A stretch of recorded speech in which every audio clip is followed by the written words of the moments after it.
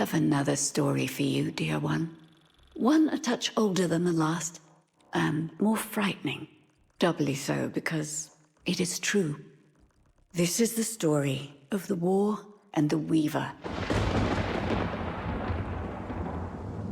A poor kingdom was at war, and it was losing. Its people were exhausted. All the king could do was offer a meal and a bed to anyone willing to lend them aid.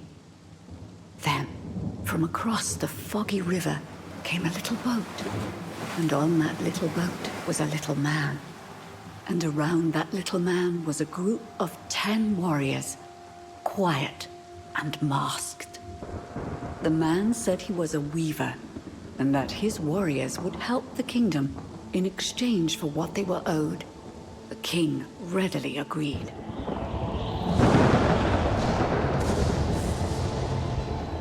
What happened next is a story of its own.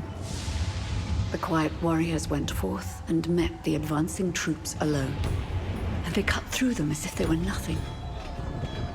The Weaver's warriors fought with terrifying intensity, and they would not fall.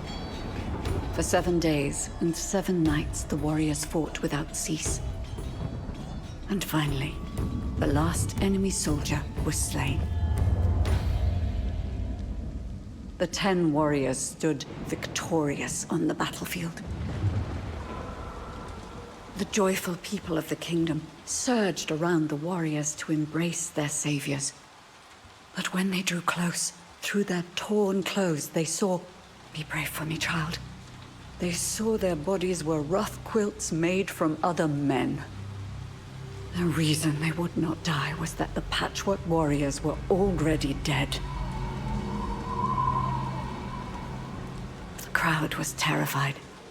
The warriors had saved them from death, but they were so cold and quiet the people felt death had touched them all the same. So the king summoned the Weaver and cast him from the kingdom forever. As for the warriors, they were sent off without a meal or a bed, because the dead eat only soil and sleep beneath the ground.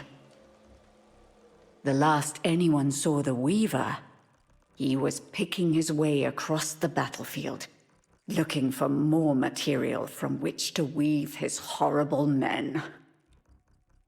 Some heard he placed his warriors on a boat, about to cross the great sea. But that's the beginning of another story.